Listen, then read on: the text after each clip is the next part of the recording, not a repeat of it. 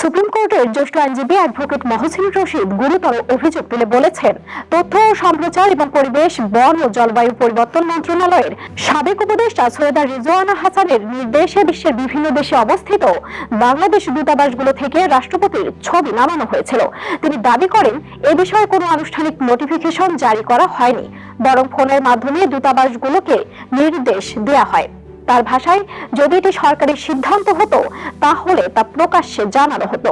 আইনজীবী আরো বলেন, ব্যক্তিগত সিদ্ধান্তে এমন নির্দেশ দেয়া হয়েছে বলে মনে হচ্ছে এবং রাষ্ট্রপতি নিজে এই বিষয়ে অবগত ছিলেন কিনা তা নিয়েও তিনি প্রশ্ন তোলেন। তবে অভিযোগের বিষয়ে সংশ্লিষ্ট পক্ষ থেকে এখনো কোনো আনুষ্ঠানিক বক্তব্য পাওয়া যায়নি।